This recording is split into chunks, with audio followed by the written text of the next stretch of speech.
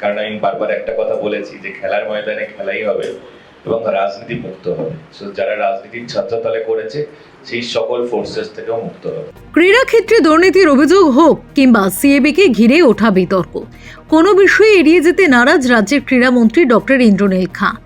Calcutta sports journalist ক্লাবের meet the press অনুষ্ঠানে এসে স্পষ্ট জানিয়ে দিলেন, অভিযোগ উঠলে তা খতিয়ে দেখা হবেই। সম্প্রতি সিএবির সভাপতি অভিষেক ডালমিয়া ক্রীড়া ক্ষেত্রে দুর্নীতির অভিযোগ তুলে খোলা চিঠি দিয়েছিলেন। সেই প্রসঙ্গে ক্রীড়ামন্ত্রী জানান, অভিযোগের বিষয়টি সরকার গুরুত্ব সহকারে দেখছে, প্রয়োজন হলে তদন্ত করে উপযুক্ত ব্যবস্থা নেওয়া হবে।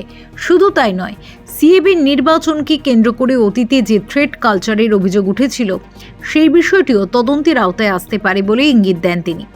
এ প্রসঙ্গে তিনি প্রাক্তন সিএবি প্রশাসক শান্তনু সিনহার সময়কার পরিস্থিতিরও সমালোচনা করেন।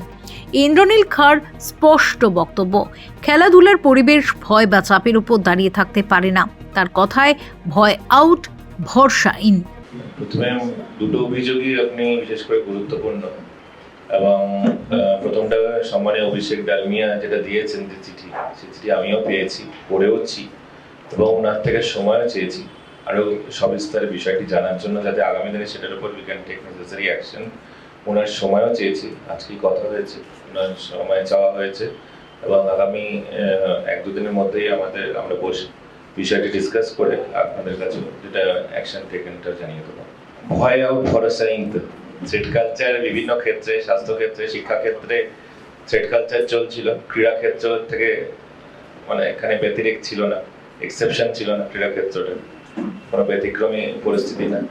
তো থ্রেড কালচার এবং চমকানো ধমকানো পুলিশ প্রশাসন, উনি শান্তনু সিনহার কথা বলছেন, তিনি একজন পুলিশের আইসি ছিলেন, রাজ্যের তৎকালীন মুখ্যমন্ত্রী তথা স্বরাষ্ট্রমন্ত্রী। আমি রাজনীতির কথা বলতে চাই না, কিন্তু এটা দুর্ভাগ্য, কারণ তিনি রাজনীতির ছত্রতলেই এই এত কিছু চালাতে পেরেছিলেন। তিনি আইসি থেকে ডিসি হয়ে গেলেন এবং তার সাথে যে সোনা পাপ্পুর মতন যেগুলো গ্রেডেড ক্রিমিনাল পশ্চিমবঙ্গে পিছিয়ে গেছে। বাকি বিষয়গুলো আমার মনে হয় রাজনৈতিক কিছু বিষয় আছে, সেগুলো আমি চাইছি না যে আজকে যেহেতু আমরা একটা এই জায়গাটায় আমরা রাজনৈতিক কথা অ্যাভয়েড করছি। Bureau report, channel 10।